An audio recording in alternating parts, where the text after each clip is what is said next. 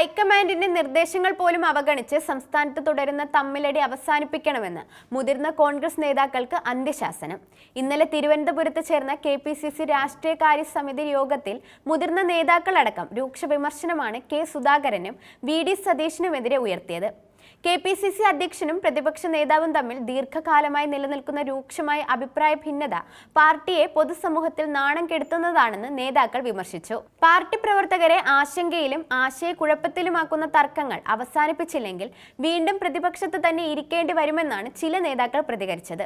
KPCC ഭാരവാഹികളുടെ യോഗവും UDF യോഗവും മത്സരിച്ച് ബഹിഷ്കരിക്കുകയും രാഷ്ട്രീയകാര്യ സമിതി യോഗം മാറ്റിവെക്കുക പോലും ചെയ്യേണ്ടി വന്ന സാഹചര്യം ചൂണ്ടിക്കാട്ടിയായിരുന്നു PJ കുര്യൻ ഉൾപ്പെടെയുള്ള മുതിർന്ന നേതാക്കളുടെ വിമർശനം. ഭിന്നതയില്ലെന്ന് ബോധ്യപ്പെടുത്താൻ ഇരുവരും സംയുക്ത വാർത്താ സമ്മേളനം വിളിക്കണമെന്ന ആവശ്യവും യോഗത്തിൽ ഉയർന്നു. KPCC പ്രസിഡന്റ് പ്രതിപക്ഷ നേതാവും തമ്മിലുള്ള തർക്കം അവസാനിപ്പിക്കണമെന്നും ഹൈക്കമാൻഡിന്റെ നിർദ്ദേശങ്ങൾ അവഗണിക്കരുതെന്നും കേരളത്തിന്റെ സംഘടനാ ചുമതലയുള്ള AICC general secretary Deepa Das Munshi യോഗത്തിൽ ആവശ്യപ്പെട്ടു.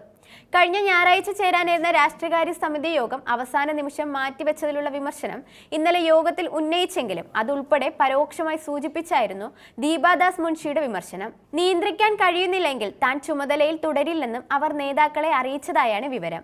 നേതാക്കൾ ഒരുമിച്ച് നിൽക്കണമെന്ന് AICC ജനറൽ സെക്രട്ടറിയായ KC വേണുഗോപാലും യോഗത്തിൽ ആവശ്യപ്പെട്ടു. നേതാക്കൾ തമ്മിൽ കൂടിയാലോചനകൾ ഇല്ലാതായെന്നും രാഷ്ട്രീയകാര്യ സമിതി മാസം തോറും യോഗം ചേരണമെന്നും KC വേണുഗോപാൽ പറഞ്ഞു. മുഖ്യമന്ത്രി സ്ഥാനത്തിന് വേണ്ടിയുള്ള അനാവശ്യമായ ചർച്ചകൾക്കെതിരെയും നേതാക്കൾ വിമർശനം ഉന്നയിച്ചു. പാർട്ടി പുനഃസംഘടനയുടെ കാര്യത്തിൽ വ്യക്തമായ നിലപാട് വേണമെന്നും നേതാക്കൾ ആവശ്യപ്പെട്ടു.